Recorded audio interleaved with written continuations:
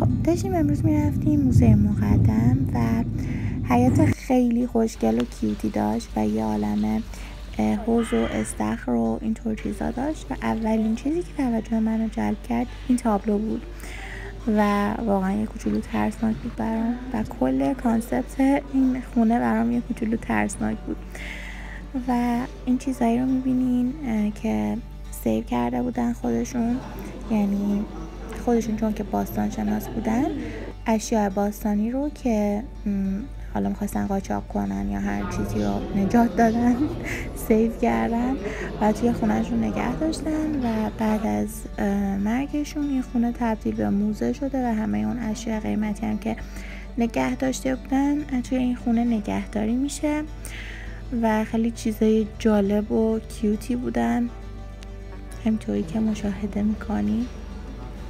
اینجا هم قسمت بارش بوده و کاشه قدیمی که من تا حالا فرش قاجاری ندیده بودم، خیلی عجیب بود برام. و اینم یک کاشی شیر و خورشید بود که راجبش کلی صحبت کردن. اینم من و دختر خاله‌میم و معماری واقعا منحصر به فردی داشت. کلا جای کیوت و جالبی بود و اینجا منو میبینین که دارم میکاپ هم نشونتون میدم چون که حس میکردم وایبش خیلی بهاریه. و آقای مقدم لوگوی دانشگاه تهران رو دیزاین کرده بودن که یه سری از اسکچاشون هم اونجا موجود بود و ایشون هم خانومشونه و بلغارستانی هستن و توی موزه لوور پاریس هر دوشون به عنوان باستان شناس کار میکردن و اونجا با هم آشنا شده بودن و ازدواج کرده بودن و خانومشون اومده بود تهران باشون زندگی کنه و هیچ وقت هم بچه دار نشدن. به هر حال یه درخت ارغوان کیوت توی اینجا بوده که مثل این که ما به شکوفه‌اش نرسیدیم و خوش شده بود و توی این قابی که میبینین من یه چیز وحشتناک دیدم که نمیخوام از راجبش صحبت کنم. تا قورباغه که هم بغل کرده بودن یکیشون مرده بود و نمیدونم چرا. حالا بگذریم ازش. اینجا هم یه اتاق بود که پر از اشیاء دریایی بود، صدف و ستاره دریایی و مرجان و اسب دریایی و اینا.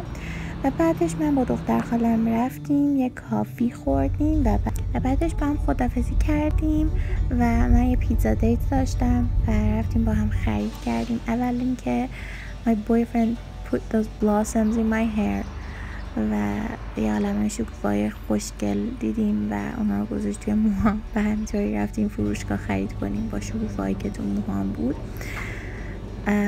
و یه سری چیزا خریدیم، یه سری صورتی پینک کیوت و شکوفه‌ها رو مشاهده میکنیم که داشتم راجع بهشون صحبت میکردم.